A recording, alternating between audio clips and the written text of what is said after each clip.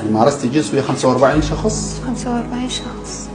كانوا يعطوش مثلا مبالغ ماليه يغروك بالفلوس او لو شنو؟ لا كان ما يعطوني فلوس، بس يعني ايش احتاج كان يجيبوا لي، كان ما ناقصني من كل شيء. مثل شنو؟ يعني من الملابس، الاكل والشرب والطلعه، كل شيء. زين، شو بقيتي تشتغلين بهذا المجال؟ لحد ما تمرض رجله. من اجت لبغداد؟ ايش صار؟ جينا ببغداد قعدنا يم مرة صديقتهم. زين. وبعدين خابرنا ابو فهد وقال اكو واحد يعطيك 6 ملايين للزواج متعة. زين. اول شي اتفقوا بس علي. اتفاق بس عليك؟ اي. هو كان يريدني اصلا بس ليا، يصير دزت بنتي هيجي وياي، يعني قالت من موت الشر انت ما تتحملين وحدك. ما ترجعين لاهلك؟ ولا اريد اصلا يعرفون اني وين.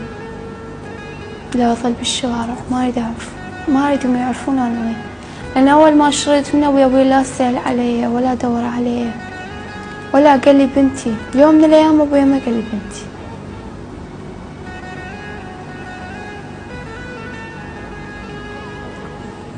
ما اريد ارجع ولا اريدهم يشوفوني ولا يعرفوني انا.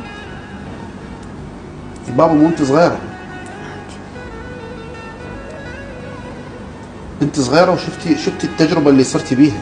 دول مو بشر، دول يعني ذئاب بشريه دول. بس انا ما اريد اهلي، لان اهلي ما رادوني من اول يوم، وانا ما اريد. ابد ما ترجعين لاهلك؟ ما اريد اهلي. ولا حتى لو ابوك مثلا يريدك؟ ما اريد ولا واحد. اخوان ما عندك انت؟ من امي وابوي لا. انت الوحيده؟ ايه. بس من مرت ابوي عندي 4. زين، خالات، عمام، عمات، خوال؟ عشيرة كاملة كلهم مصلحتي، ولا واحد رادني.